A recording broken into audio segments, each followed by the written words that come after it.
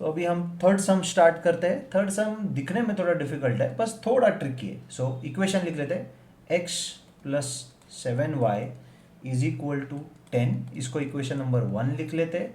और दूसरा है 3x minus 2y is equal to 7। ये होता है अपना इक्वेशन नंबर 2। अभी यहाँ क्या प्रॉब्लम है, गए पहले दो सम में हमको एक कोइफिशिएंट का वैल्यू एक वेरिएबल का वैल्यू सेम मिला, यहाँ तो अलग है।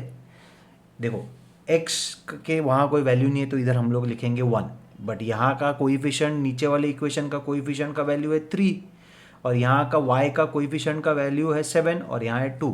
तो ऐसे सिचुएशन में क्या करना है, हमको एक किसी का वैल्यू सिमिलर बनाना है। तो वो बहुत इजी होता है। तो इसके लिए मैं क्या करूँगा, यहाँ जो x है ना, ये ऊपर वाले इक्वेशन को मैं मल्टीप्लाई करूँगा with 3 on both sides. So multiply equation 1 by 3 on both sides. तो ये क्या हो जाएगा, that is going to be 3x plus 3 into 7 is how much, 21y is equal to 30। This is going to be your new equation, that is number 3। तो अभी ये एक equation बन गया। वहाँ हमने क्या किया, 3 को इक्वेशन 1 से मल्टीप्लाई कर लिया। अभी देखिए वापस मैं सेकेंड इक्वेशन भी नीचे लिख लेता हूँ, 3x minus 2y is equal to 7।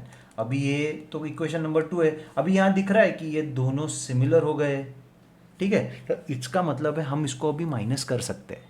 अभी मैंने माइनस क्यों चूज किया, क्योंकि ये दोनों वैल्यूज प्लस में है, तो इसके लिए मैं इसको माइनस करूंगा। So now I am going to write another sentence, subtract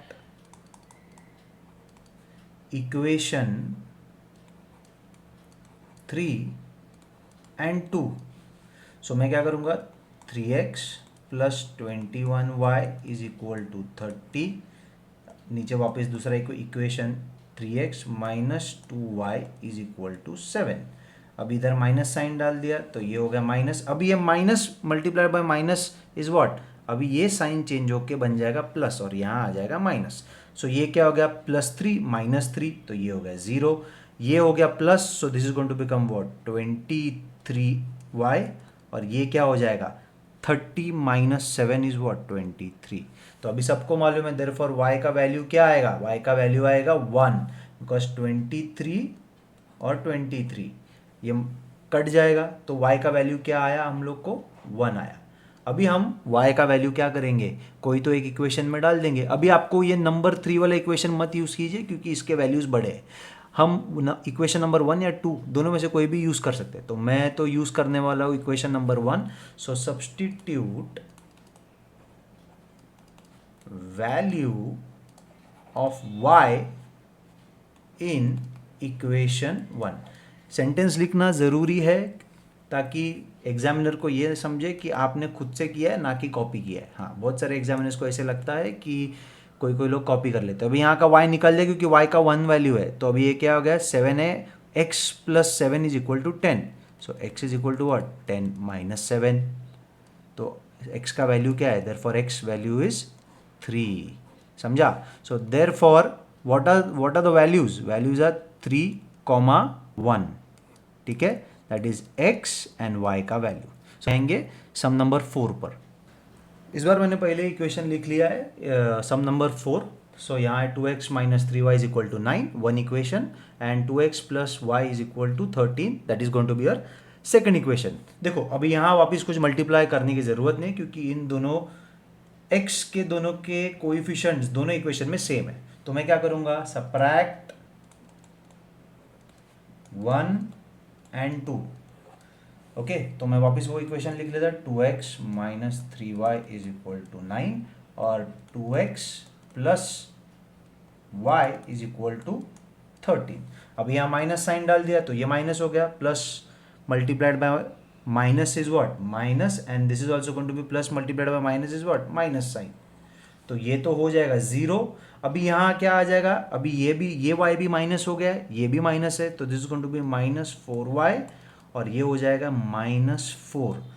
simple mathematics है, -13 प्लस 9 इज व्हाट, -4। अब यहाँ 13 का वैल्यू 13 के ऊपर जो साइन है वो माइनस है और 9 नंबर 13 से छोटा है, इसके लिए मैंने इस तरीके से लिखा है। तो अभी सीन क्या है, बहुत सिंपल है। तो ये -4 और ये भी -4, so I am going to do it in this manner ताकि वो ईजी हो जाए। पहला माइनस माइनस साइन क्या हो जाएगा, कैंसिल हो जाएगा, फिर 4 और 4 कैंसिल, सो y का वैल्यू क्या है 1। अभी हम क्या करेंगे, कोई भी इक्वेशन में वैल्यू डाल देंगे, therefore value of y is equal to 1, substitute, sentence मैंने चेंज कर लिया, लेकिन आप लोग कोई भी सेंटेंस में सब्सटीट्यूट इन इक्वेशन 1, कोई भी इक्वेशन में डालिए, मैं इक्वेशन 1 में डाल रहा हूँ। सो ये हो गया 2x minus 3y is equal to 9, y का वैल्यू 1 है, तो ये क्या है 2x minus 3 is equal to 9। अभी इसको हम इस तरीके पे लेके जाएंगे on the other side, that is the right hand side. तो ये जगह 9 प्लस 3 2x, सो x क्या हो जाएगा, तो ये ऐड किया तो हमको क्या मिलेगा, this is going to be 12 minus 2, not minus 2, divide by 2, 2 1s are 2 6s are, so this is going to be, so therefore value is what 6, 1। इसको इसी फॉर्म में लिखना है क्योंकि x पहला आता है फिर y, समझ में। अभी ये x एंड y का ग्राफ में बहुत इंपॉर्टेंस है, इसके लिए हम लोग इसको 6, 1 इज द आंसर। चलो अभी हम सॉल्व करते हैं सम नंबर 5। अभी ये थोड़ा ट्रिकी है, देखो यहाँ कोई भी कोएफिशिएंट एक दूसरे से मैच नहीं कर रहा है। अभी इसमें दो तरीका है, एक तो तुम ऊपर वाली इक्वेशन को 2 से मल्टीप्लाई करो, या तो नीचे वाले इक्वेशन को 5 से मल्टीप्लाई करो। मैं तो नीचे वाले इक्वेशन नंबर 2 को 5 से मल्टीप्लाई करूंगा। सो लेट्स डू, क्योंकि मुझे इस m के वैल्यू को 5 बनाना है, तो मैं वो करता हूँ। Let's start that. तो ये होता है मल्टीप्लाई इक्वेशन 2 बाय 5, तो इसका आंसर क्या आएगा 5m minus 30n is equal to -35, क्योंकि मैंने इस इक्वेशन को मल्टीप्लाई किया 5 से, तो मुझे नया इक्वेशन आया जिसको हम देते हैं नंबर 3। अभी आप देखिए ये इक्वेशन और इक्वेशन नंबर 1 को मैं नीचे लिख लेता हूँ, दोनों में m का जो कोएफिशिएंट है वो सिमिलर हो गया है, इसका मतलब हम उसको इजीली सॉल्व कर सकते हैं अभी। तो अभी क्या करना है, बहुत सिंपल है, इक्वेशन 1। सो क्या करूंगा मैं, अभी ये दोनों भी प्लस में है तो मैं इसको सबट्रैक्ट करूंगा, सबट्रैक्ट 1 एंड 3, ओके। तो मैं इसको लेता हूँ 5m minus 30n is equal to -35, ठीक है। और दूसरा वाला इक्वेशन है 5m minus 3n is equal to 19, यहाँ मैंने डाला माइनस साइन, तो ये हो गया प्लस, ये हो गया माइनस। अब ये मैं हर बार रिपीट नहीं करूँगा, उतना आप लोग को आना चाहिए। तो ये हो गया प्लस 5m माइनस 5n 0, ये हो गया plus -30 plus 3 is what -27n, और इसका आंसर क्या आएगा, तो ये हो गया -54। तो n is equal to what, इसका आंसर है, तो पहला माइनस माइनस साइन को कट कर देते, 54/27, तो हो गया 27 1 जा 27 2 जा आएगा 54। सो n इज इक्वल टू 2। सो n का वैल्यू क्या आ गया 2। अभी सिर्फ इसको सब्सटीट्यूट कीजिए कोई भी वैल्यू कोई भी इक्वेशन में। So therefore substitute value of n in equation 2। अब इक्वेशन 2 क्यों लिया, क्योंकि ये थोड़ा इजी दिख रहा है, इसके लिए मैंने इक्वेशन 2 ले लिया है। ज़्यादा डिफिकल्ट है नहीं, आप लोग कंफ्यूज मत होना। यहाँ आपको ये अंडरस्टैंड करना ये n2 क्यों है, क्योंकि ये भी माइनस है और ये भी माइनस है, तो माइनस माइनस साइन कैंसिल हो गया है, इसके लिए मैंने इसको n का वैल्यू 2 आया है। कंफ्यूज मत होना, ठीक है, बड़े नंबर देख के डरना नहीं है। सो m minus 6n is equal to -7। सो m का वैल्यू तो मालूम नहीं है, n का वैल्यू क्या है इंटू 2, इसको ब्रैकेट में रखते हैं ताकि थोड़ा ईजी हो जाए। सो ये क्या हो गया, m is equal to 12, sorry m is -12 is equal to -7।